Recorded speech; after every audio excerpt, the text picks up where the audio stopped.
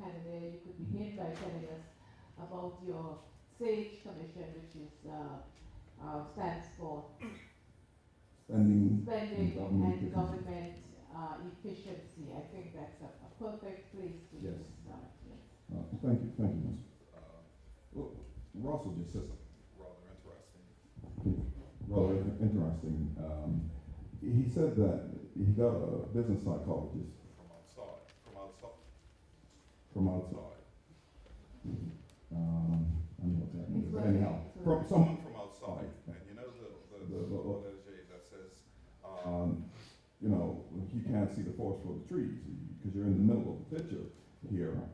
SAGE really is about, and what we did in Bermuda was to go to the professional sector, the private sector, who had made swift moves when the recession struck to start reorganizing. What happened was governments during the recession did not reorganize when it hit. And so that's why we're in the positions that we are today. But the private sector did. And so we asked if the private sector would come together, and we put a commission, a board together, to come in and take a look on the inside. Now, that caused some serious angst with civil service because, you know, they've been doing it for a long time and they know how to do it. But what we didn't have was a real objective audit being done of how we do things. And so once we got the private sector to come together on a board and then take a look at what it is that, to look at spending and government efficiency, it was startling what they walked away with as far as information was concerned.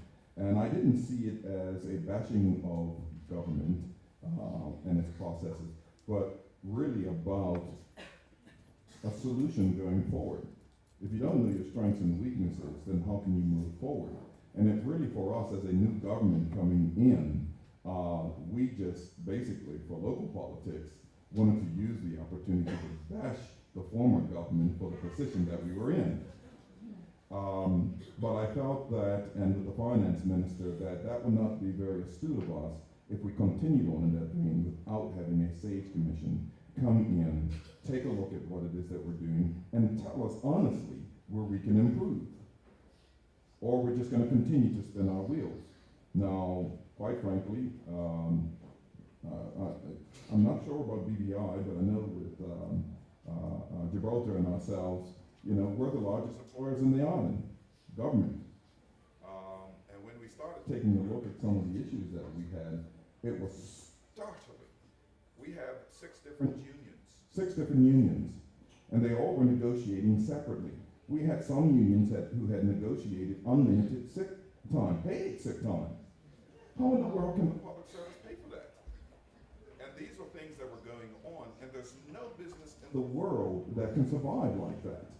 And so we need to be honest with ourselves and accept the fact that if we want change, there are going to have to be some things that we need to do. Now, I believe that as far as inefficiencies are concerned, we found that in some cases, you know what it was costing us for just coffee alone for all the civil service. Back in the day, you bought your own mug in Maxwell House. You know, and I give props to Peter Island. The lady came this morning, she said, you know, there's nothing like Folgers in your cup. And, you know, she was bringing coffee, and the thing is that we've gotten so bloated that some of the practical things that we can cut back on haven't been cut back on. The first thing for SAGE is to do this, to cut back on the excess, not the people. You get that? The first point of attack is going after the inefficiencies and the processes that don't make sense, that are costing you money. You start there. And the excesses of, I mean, we have some departments who have paper for the whole year. Why? And you can get it delivered to you every week or the likes. So we're having to pay for storage and the likes. And so we're having this frank conversation. But the beauty of SAGE is this, is that it went out and it was educational. It went out into the public sector and had these town hall meetings, as we call them, so that the public got a chance to also contribute to what they felt was the best way forward. Now you have public buy-in. And it forces governments to do what is right. You know, SAGE really is about the inconvenient truth. it inconvenient truth because politically it's inconvenient. You know, we gotta do some things, and when you start telling people to cut back on the number of coffees that they have in a day, that becomes a whole battle in and of itself. Just coffee alone. We haven't even gotten to the inefficiencies of process. And so, you know, it's vitally important that we be honest with ourselves and accept the fact that through local politics, we've allowed ourselves to become so bloated that we can't afford ourselves. That we actually can't afford ourselves. And we can't allow this to continue on because government is about facilitating the private sector. And the question normally when people come to so they look like now. Because they're going to have to be nimble and quick. Even from the larger nations like the United States and the likes. Because they recognize that through technology, Gibraltar, Bermuda, and BBI can take them out. That's why all that noise is being made. And the scare tactics are going on. Because we have become so good at it is at what we do. But where we have failed is in the local politics. That's where we have failed. And so the inconvenient truth is this here, that we don't have the luxury right now as leaders, and we talk about this here, of being political. We have to do what is right to ensure that we survive and thrive. Thank you very much, Chief Minister. Before you begin, I had the privilege of attending the GNC meeting where your deputies talked about some employment policies that Gibraltar had introduced, incentivizing Gibraltarians to return to Gibraltar and so on. So I wonder if you would include some of those points in your... Okay, thank you. I think it's important that we understand that change is an agent which is constant. We won an election 2 years ago on the concept of change. We had a government for 16 years, and I find that when I analyze Gibraltar elections and when I analyze American elections, the most successful slogan in the history of elections in Gibraltar is change. But you can only use it at the right time, and it works at the right time. I believe that there will be roadkill in Gibraltar in the next decade, and I expect to be it. Because I do not expect to be an agent of change for my own change. I'm delivering change now. Well said, yeah. But I don't want to be there to deliver change in 10 years' time. What have we changed? And Craig is absolutely right. Change is uncomfortable when it comes to those who were luxuriating in what the status quo was giving them. We've changed an unemployment of 1,200 people down to just over 350 in under 2 years. How have we done that? Well, we've done that by creating a job strategy which creates apprenticeships inside industry. We've said to industry, we won't take somebody and train them after they finish school for another 2 years or another 3 years. We are going to give you an individual that can read and write, that can count, and that can do all the basics. We're going to give them to you for a week. And if at the end of that week, you don't like the color of their eyes, you don't like the way they smell, you don't like the way that they look at you, you can send them straight back to us. If you keep him, because at the end of that week you like what you see, then you've got another 4 weeks to decide whether you enter into a contract with him at the end of a 12-month period. If you do, we will pay for him for the first 12 months. That has cost us money. But we're in year 2. We're in year 2. Already over 600 people have found jobs which are permanent. We're no longer paying for them. In year 2, we're doing it only for 6 months, and employers are taking people on permanently and asking to pay for them themselves after 2 and 3 months. So we've delivered huge change to young people there. Now, what are we building on? When we were first elected, when the Socialist Party was first elected in 1988, only a few select Gibraltarians went away to university. Nikita, I'm so glad to see you back. Can you go back to my presentation and put up the students' tweet? In 1988, only a select few would go away to university if their families could afford it. As soon as we were first elected, we said, right, anybody who gets a place at a UK university will have their scholarship paid for by the government of Gibraltar. At that time, the government of Gibraltar was running a recurrent deficit and a deficit in recurrent expenditure. 3 years later, we were running a surplus. This year, I declared a record high surplus in the history of Gibraltar. And what is the greatest capital that we have to deliver that? We are a landmass, 2.5 miles by 1 mile, and most of that is taken over by a rock that you may have heard of. Our people are the only thing that we can trade on. We now have one of the best educated populations in Europe, let alone perhaps the world. Anybody who gets a place at university can go away and study at university. Our opponents then said it would bankrupt the nation. Actually, it's made the nation. We then we lost an election 8 years after that in 1996, but the opposition that took over continued. We think today, to be competitive, Gibraltarians need to have more than just a first degree. So second degrees and master's degrees that were just then available on a discretionary basis have been made something that would give everyone who acquires the opportunity to study for a master's. This gentleman is the chairman of the Gibraltar Law Students Association, as I found out a few minutes ago. And he asked me on Twitter, and I think I should be accessible to all my shareholders, whether there are any law firms present in the BVI looking for Gibraltarian bar graduates.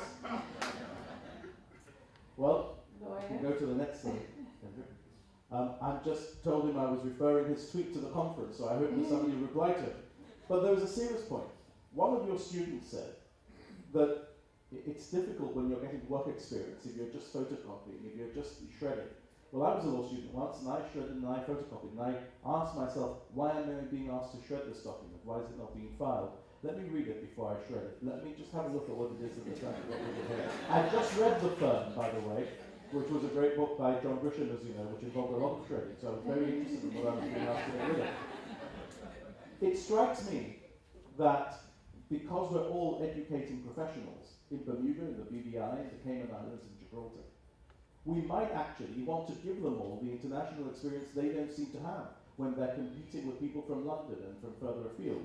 Why don't we have an exchange where you send us 5 BVI law students, I'll send you 5, Chris will send us 5 each, and we can start that process going. And then at the end of that process, perhaps after at the end of 12 or 18 months, our law students will be the ones best qualified for jobs because they will have had the greatest exposure to the offshore world. And I think this is a combination of what we've done and what we can do together. And looking at what we've done with our public sector also, just for a moment, the public sector in Gibraltar has become very comfortable. It's important that they should be able to do their jobs and have the equipment, as I told you before, but it's also important that they deliver. So one of the things that I'm asking the public sector in Gibraltar to do is to commit to delivery times to the private sector and to private citizens. We refer to Gibraltar as Gibraltar PLC, and therefore all members of the civil service in Gibraltar, as far as I'm concerned, are employed by Gibraltar PLC and have to respond to their shareholders. Civil servants in Gibraltar want to change the hours that they work, and I have no problem with that. In a technologically advanced economy, you don't have to be at your desk all the time. Teleworking should become a reality also in the public sector, if possible. But we have to be ready to deliver to the private sector. So if you want a passport, if you want an identity card, if you want a company's registry document, whatever it is that you want from the public sector, you should be entitled to get it within a fixed period of time. You shouldn't have to wait as long as they want or as long as they think is appropriate. So what we're introducing is the concept that people are told when they will have their response from the private sector. And again, from the public sector. And again, I think it's important there to lead by example. I wrote to my predecessor as Chief Minister when I was first elected in 2003 to our House of Assembly. And when he left in 2011, he hadn't yet replied to my letter. And that's Peter. Those of you who know what he's like, right? And I'm not here to talk about my local politics. But when I was elected, I entered into a commitment with my shareholders that every letter that came to my office would be acknowledged within 14 days and will be replied to within 21 days. It's the most challenging thing that I do, but I do not fail that promise. But I expect my public servants to do exactly the same thing. And the public in Gibraltar know that if they don't get a response from a civil servant within 21 days, 14 days after an acknowledgement, they write to me and they get an answer within 14 days, an acknowledgement within 14 days and an answer within 21. Now, if we do all of that and if we deliver like that, then the public sector can work from 8 in the morning to 3:30 in the afternoon throughout the year. It doesn't matter. They're giving a better service to the private sector and to citizens. But we have to be accountable that way. We can't expect to be paid from the taxpayer, from the public purse, and not be accountable for what we do. Thank you very much for your comment. I was looking around to see if the deputy governor was in the room. Well, the governor is here, better yet. I certainly hope that you heard that last point about it's the whole concept of a charter in the public service, the charter with the public on agreement with the public. I recall that years ago we introduced that and it fell by the wayside. It didn't last very long, I have to tell you. Before I turn to Russell to ask him about a comment, his reaction to a comment that you made, and I hope, Russell, you were listening to everything because you're going to be quizzed. I have to ask Chief Minister Picardo about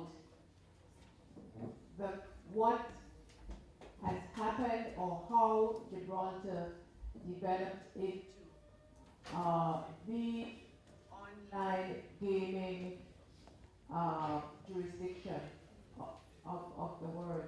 And I say that knowing that perhaps it will never happen in BVI. We are all Christians, Methodists, what have you, Christians, and it may never happen. So, but I think Russell having understanding to tell me to shut up, but I think we all want to hear very quickly. well, let me tell you what happened in a nutshell. During the GSLP administration of 88 to 96, the then Chief Minister of Gibraltar, Mr. Joe Bassano, who was my predecessor as leader of the Socialist Party, had a meeting with the head of Ladbrokes, who were talking to the senior partner of my then law firm. And Ladbrokes were going to Luxembourg. And the senior partner of my law firm said, why are you going to Luxembourg? It's a civil law jurisdiction, you don't speak the language. He said, well, we're going to do something called phone betting. This was before the internet in 1994. And we're going to pay 2% tax. So James Levy said, come and see Joe Bassano before you make any decisions. And at the sort of roundtable meeting that they had afterwards, and this is before the EU prohibited negotiations as to tax rates, etc. Joe said to them, well, look, come to Gibraltar. We speak the language, we're a common law jurisdiction, pay 1.5% tax. We'll give you exclusivity for 2 years. We won't allow anybody else to be licensed. They came to Gibraltar. They became the first telephone bettors. Just before we lost the election in 96, a gentleman by the name of Victor Chandler also came to Gibraltar and got a license. He became the second. Telephone betting became internet betting. A lady called Ruth Parasol turned up with her husband and some Indian designers of algorithms to Gibraltar, and they created something called party gaming. And what Peter did as Chief Minister was he ensured that we only took the big players in the industry after that. And so Gibraltar now has only 26 online gaming companies. You look at Malta, you look at some of the other jurisdictions, they have hundreds, if not thousands, of these online gaming companies. But the 26 biggest in the world are all in Gibraltar. Now, how did we do it? It started, as I've explained to you. But from the minute that Ladbrokes were in Gibraltar, they insisted that the Gaming Commission in Gibraltar, that the regulation of gaming in Gibraltar should be the toughest regulation possible. Because they wanted their clients to know on the end of the phone that their money was secure, that their stake was secure, and that their winnings would be secure, and that they would be paid, and there was no chance that they were going to be done out of this money just because they were dealing remotely with their bookie who was far away in Gibraltar. So the key to success has been the highest standard of regulation of online gaming in the whole of Europe and possibly in the whole of the world. Thank you for that. Russell, can I ask Russell one quick question? Yes, certainly. Russell, the question, the point, a point that Chief Minister Picardo made was that government should be a facilitator and it should not necessarily be the largest investor in the country. I don't know the I don't think we should be the largest spender in our Spender economy. We in should the economy. facilitate others coming You to should spend be a money. facilitator. I wondered what your response was to that. I think that's completely right, and I think that it's absolutely vital that public service works with private industry, private companies to do lots of the things we've been talking about, whether that is being involved in the policy debate, working out how we educate our children and our youth so that they can be the business leaders and the government leaders of tomorrow. It has to be a partnership. And I don't think there's any harm in public service going around and challenging private enterprise as to how they get involved. Certainly, collaborative effort is needed by the private, public sector. One of the things that we instituted very quickly was a tripartite committee, which was bringing the private sector together, as well as the government, and in addition to that, the unions, sitting down together, talking about economically, where do we go from here? And this is a conversation that continues on today as to how do we continue to be an economic powerhouse. By including all the shareholders or stakeholders, that way you have buy-in as to the decision and the pathway that you take. So it was very key for us as a government to bring those entities together. Vitally important. One of the other things that we did, I mentioned it before, was bringing all of the unions together. We were able, by bringing all the unions together and negotiating with them on one contract, we saved millions of dollars by doing that. They collectively decided to take a 4.5% cut in their pay, and they also took a furlough day, because you know us islanders, we like a holiday as well, or a day off, and they didn't do that. Now what we're also doing with the day off and with this pay cut is ensuring that we get efficiency out of the civil service. That if they're there for 8 hours, we're not getting 2 and 3 hours of work, and the rest is looking at the internet. That we actually do get a full day's worth of productivity. And what I found was many of the civil servants are doing a fantastic job, but there's always some out there who are taking advantage of the system, and it's concerning to me. I was looking at it, and I can't remember the last time we fired someone from civil service. Can't be out of 5,600 people employed. No one was let go. That goes back to efficiency, and I'm not saying that we want to fire people. That's not what but you get where I'm coming from. But the collaborative effort is very important. Sure. Well, Premier Cannonier, I think the other thing you'll be envious of BBI is that we have no unions. Unlike ones, no unions. So that's one thing you don't have to fight with, or the government does not fight with. But I wanted to hear from our own Premier in terms of this public sector, private sector partnership, whether he had any thoughts, quick thoughts on it. Thank you, Mrs. Smith.